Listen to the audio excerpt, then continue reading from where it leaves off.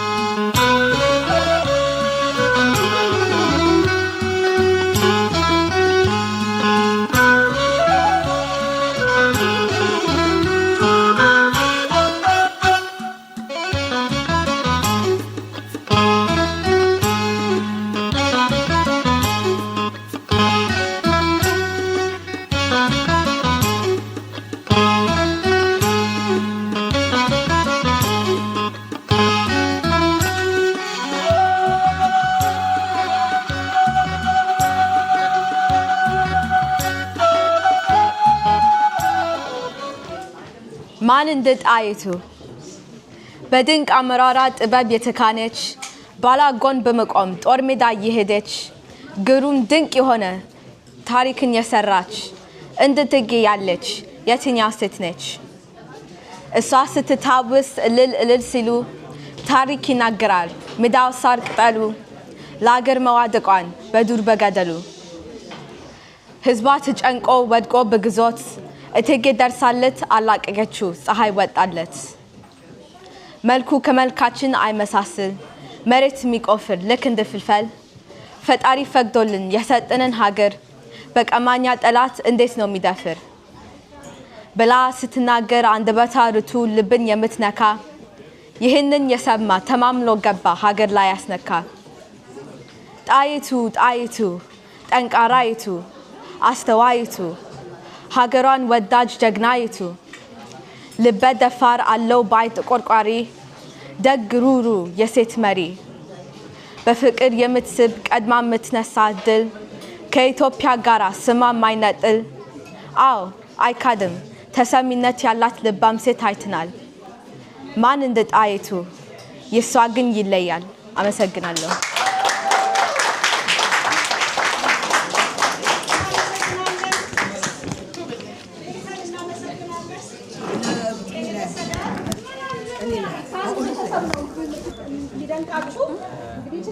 መካከለኛዋ ናት። ሁለተኛዋ የገረመው የመጀመሪያዋ ሩት ደግሞ እንግዲህ በካባ መታለች እቴጌን መስላ። አረ ሞራል ስጧት ባካችሁ። ናቲያው ደግሞ እዚህ ጋር ነች።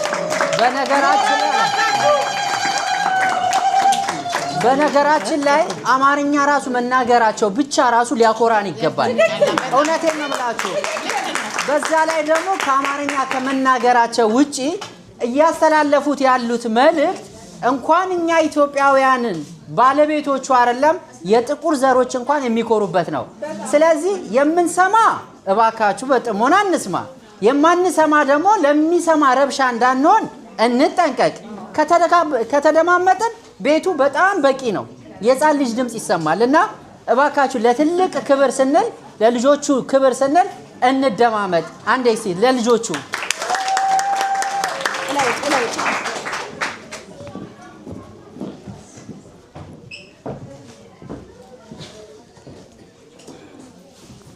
አፍሪካውያን በአውሮፓኖች ነፃነታቸው ተገፎ በባርነት ቀንበር ተይዞ በሚዳክሩበት ወቅት ድፍን የኢትዮጵያ ሕዝብ ግን ለማመን በሚቸግር ህልም በሚመስል መልኩ አልቀበልም ማለት የዘመኑን አስከፊነት በጥቂቱ ለመግለጽ ያህል የሀገሬው አባቶች በልጆቻቸው ፊት ክብራቸው የተነካበት፣ ሚስቶቻቸው በባሎቻቸው ባሉበት በጭካኔ የተደፈሩበት፣ ህፃናት እንደልባቸው ወጥተው ገብተው የማይጫወቱበት፣ ፈጣሪ የሰጣቸውን አየር የማይተነፍሱበት መሪር የጽልመት ዘመን ነበር።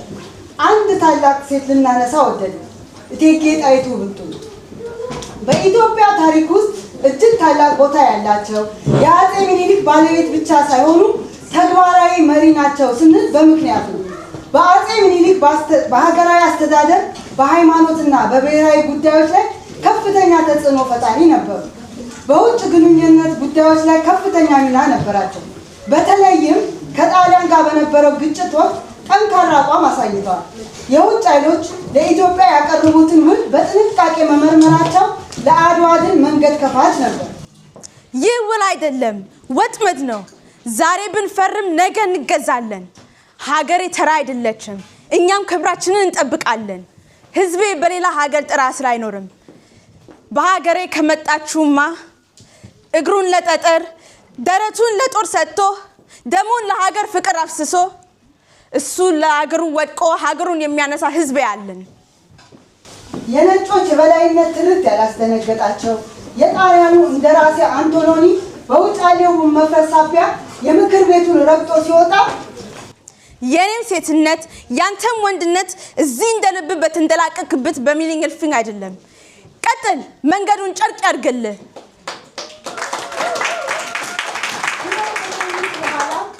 አንድ የደረሱበት ነገር ነበር። ይህም የጣሊያኖች ቅድመ ጦርነት የስነ ልቦና ስራ ኢትዮጵያውያንን ማስከዳት። ታዲያ እኚህ ወደር የለሽ ልባም ሴት የጉያ ጥላትን መንጥረው እንዳወጡም ይወሳል።